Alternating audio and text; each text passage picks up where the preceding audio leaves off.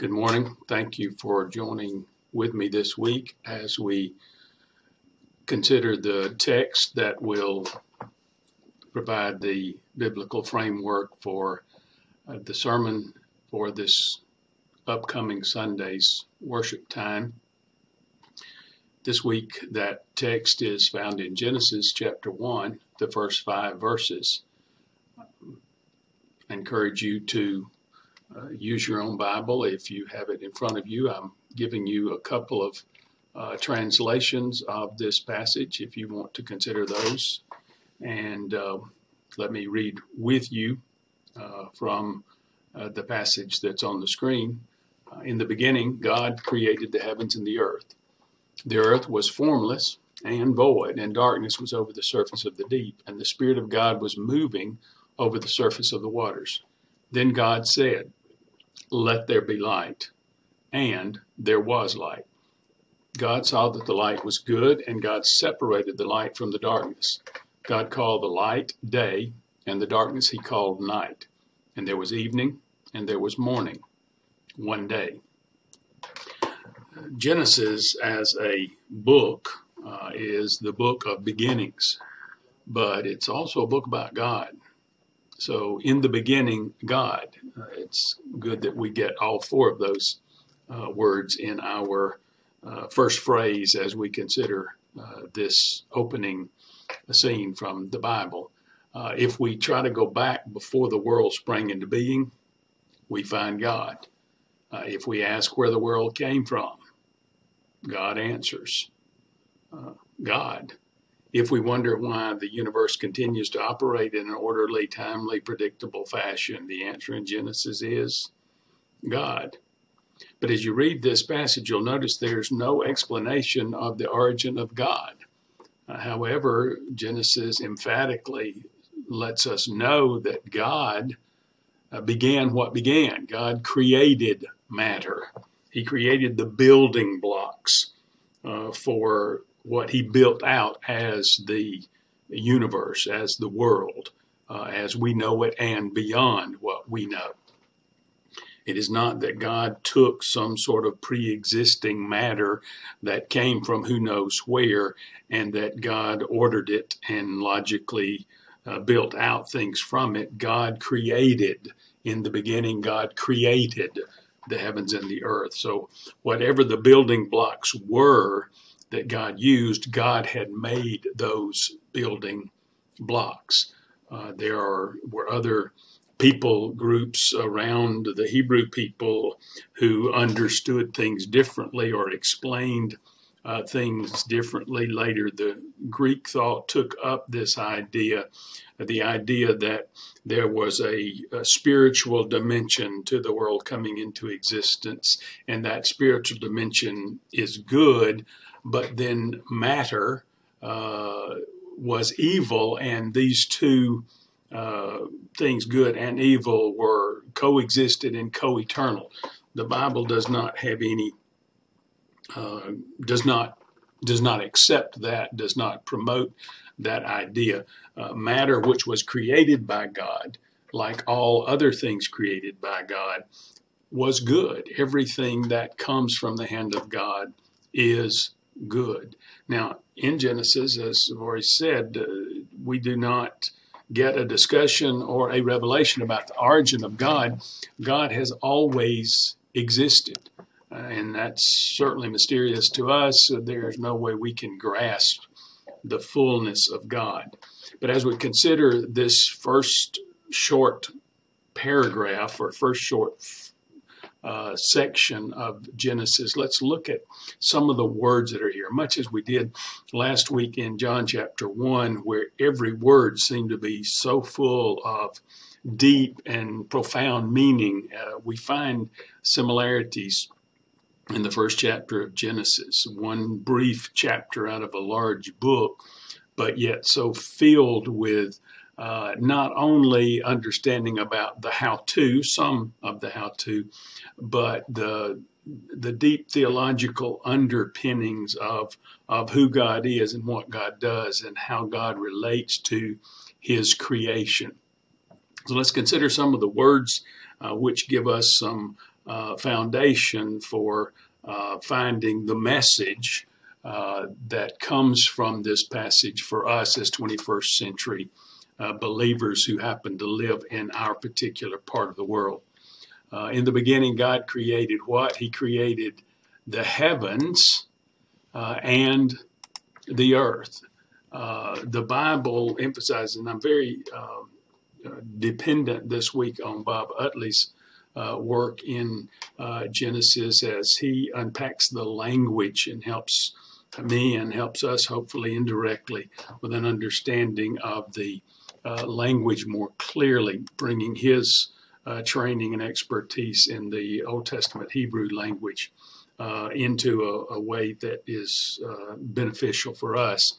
And Utley uses the term, he emphasizes that the Bible is a geocentric perspective, or the Bible emphasizes a geocentric perspective.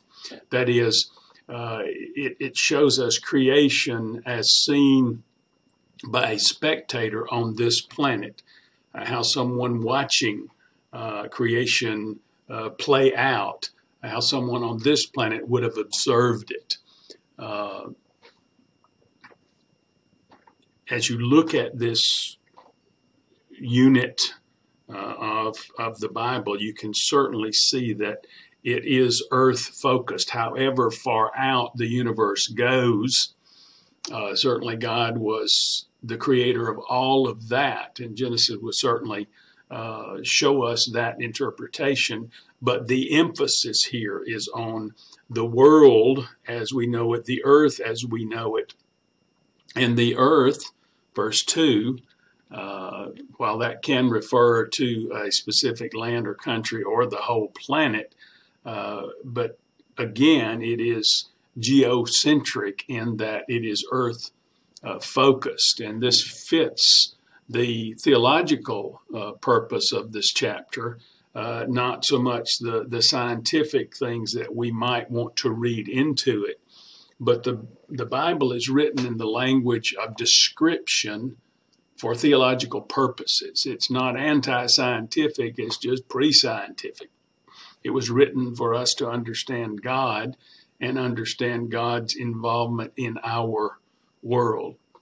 Well, in the beginning, the earth was, not the earth became. There are those who interpret the Bible and interpret time through the dispensational premillennial view of time, who have a gap theory. Their theory is that there was a beginning and God created perfection, and then evil entered the world and God destroyed the world. And now we have the second beginning, if you will, where God is starting over. God had destroyed and returned the world to a formless void, and now is beginning again. If you follow that particular supposition of theology, then you will find in verse 2 a different translation. You would have to accept the translation that the earth became formless and void. In other words, it had not been that way and became that way, but the language is such that both from a grammatical and a contextual setting, was is the preferable translation. The earth was, not became out of a previous creation, but was in its very beginning. The earth was formless and void. God worked levels of development out of that formlessness until a functioning, orderly world system became reality. But the earth was, in the beginning, formless and void. Darkness was over the surface of the deep. In many places in the Bible, darkness represents evil, but not here likely, more just a representation of chaos. Certainly, chaos can bring with it evil things, but here that does not seem to be the idea. It's simply that there was no order. There was just chaos. But the darkness here, and we see in verse 5 that God will name the darkness. He names the darkness darkness, as he names the light light. Now, while these two terms often in the Bible denote spiritual realities, here they seem to simply be representing the original physical conditions. There was darkness that was hovering over the surface of the deep, the surface, and then the next phrase lets us know that the surface of the deep, these were deep waters. The Hebrews believed that water was the beginning element of creation. The psalmist says, "The earth is the Lord and all it contains, the world and those who dwell in it. For he has founded it upon the seas and established it upon the rivers." That's Psalm 24. There are passages in the Old Testament which describe God in conflict with the personified watery chaos. Again, from this is Psalm 74. "You divided the sea by your strength. You broke the heads of the sea monsters in the waters. You crushed the heads of Leviathan," some sort of great sea monster. "You gave him as food for the creatures of the wilderness. You broke open springs and torrents. You dried up ever-flowing streams." So you see God in conflict with some sort of watery chaos. But these Psalms we must understand in a poetic, metaphorical sense. But still, water is a crucial aspect of creation. So you've got this formlessness, you've got this void with darkness over the surface of these of the deep. I see rolling waters, though it's not stated that way. That's just my image. But what's going on there is that the Spirit of God is, the New American Standard says the Spirit of God was moving over the surface of the waters. So the Spirit of God is introduced here. The Hebrew term ruach, and the Greek term pneuma, which are parallel terms. The Greek term is the translation of would be translating that Hebrew term. Pneuma, pneumatic, we get our English term there, which something that's pneumatic has air in it. So these terms can mean spirit or breath or wind, depending on the context. They're translated different ways. But the Spirit of God is often associated with creation. We have it here in Genesis and other places. The Old Testament doesn't always clearly define the relationship between God and the Spirit, and we find other references to creation in Proverbs. The Proverbs says God used wisdom. This is a feminine noun, that God used wisdom, the personification wisdom to create all things. In the New Testament, Jesus is said to be God's agent in creation. We saw that this past week in John 1. Paul references this in 1 Corinthians and Colossians. Hebrews also mentions Jesus as an agent of creation. So similarly to what we find in redemption, so too in creation, all three persons of the Godhead are involved. And Genesis does not mention here in chapter 1 any secondary cause for creation. It was God and the Spirit of God moving, hovering, brooding. This is, at least as a mother bird word, you get the idea of the mother hen hovering over the nest. Now, some of the other ancient civilizations, their view of the world and the world coming into existence state that the earth came from an egg. That's not here. This is simply a feminine metaphor for God's active parental care, as well as showing God's care for the development of creation at this very early stage, much as a mother hen would care not only for the eggs, but for the very young hatched eggs. And so the Spirit of God was hovering, brooding over the surface of the deep, the surface of the waters. And then breaking into that scene is a voice. Verse 3, God said. One of the most important theological concepts of creation for us is to understand that creation came in response to the spoken word, using a word or the word. God spoke out of nothing. Matter came into being in response to God's command. We see in the Bible other uses of the spoken word and its power. In the early parts of the Bible, we find the patriarchs often blessing their next generation. We find in Isaiah 55 the the self-accomplishing word of redemption from God. Isaiah 55, 10 and 11, for as the rain and the snow come down from heaven and do not return there, but water the earth, making it bring forth and sprout, giving seed to the sower and bread to the eater, so shall my word be that goes out from my mouth.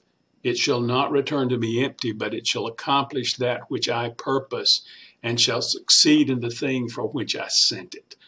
God speaking. We also see Jesus as the Word. We saw that in John chapter 1, verse 1. The Word, in the beginning, the Word was with God. The Word was God. We also find in 2 Thessalonians, as well as Hebrew and Revelation, Jesus as returning with a two-edged sword in his mouth. Powerful word. So we see then creation as a reflection of God's will through God's thought and God's word. In other words, what God wants happens because God said, let there be. We find this command several times throughout this first chapter of Genesis in response or in explanation of God's directing various aspects of creation. God said, let there be. Here he says, let there be light. And then as if the most natural thing in the world, for it was natural that whatever there was or whatever there needed to be, the response to God's command, let there be light, the response, there was light. And then God assessed the situation. Seeing the light, he saw that the light was good. At the very end of chapter 1, God looks at all creation. 1:31, God saw all that he had made, and it was very good. And there was evening and there was morning, the sixth day. All creation was good. Evil was not part of God's original creation. Evil was a perversion of the good that God had created. And if you think about it today, if you will analyze any aspect of evil, any sin, if you take it apart, you see at its foundational level, it came out of something good. Sin is a perversion of something good. Truth is good. Lying is a perversion of the truth. One example, but any evil, any sin that you can name or can describe, if you look deeply into it, I'm not talking about from the standpoint of following it, but from an understanding aspect, look deeply into it and you will see that it is a perversion of something good. Now, good here probably means something that fits its purpose, something certainly that is without flaw, without error, but it is something that accomplishes its purpose. Light had a purpose, and God looked at it, examined it, and realized, hey, this will do what it is intended. It will do what I desired for it to do. And what did God desire for the light to do? He desired for the light to separate the darkness. God gave to light the ability to push away darkness, in effect forming a wall to separate darkness from light. Now, remember, there's no sun yet in this order of creation. The sun is not introduced until verse 16, but here we have light. Light is, throughout the Bible, a symbol of life and purity and truth, both the Old and the New Testament. Returning to this idea in Revelation 22, there's light, but again, no sun. But notice also, before you demean the darkness, darkness is created. God separated the light from the darkness. Darkness is created, and it's named in verse 5. Even as God named the light day, he named the darkness. He named it night. Again, showing his control over all of creation. That's what this God calling throughout this creative work of God, we find God naming things. Again, showing ownership and showing control, authority. And so God saw the light was good. God separated the light from the darkness, and he called the light day, the darkness he called night. There was evening and there was morning. This order could reflect the existence of darkness before the creation of light. The rabbis from of old interpreted this ordering as the day as a unit of time beginning in the evening. There was darkness, and then there was light. This is reflected in Jesus' time when he was here physically, where the new day began at twilight in the evening. And many Jews still follow that ordering. And so you find the Sabbath beginning at sundown or twilight on Friday evening and ending at twilight on Saturday evening. Just looking at these words, I hope these will be helpful to you as you read through these verses, hopefully several times, prayerfully considering what message they will bring to us for our lives as we look at them again from a different perspective, perhaps on Sunday morning. Giving you another translation here. This is Eugene Peterson's The Message, a very contemporary language translation or interpretation. Read through this, use it.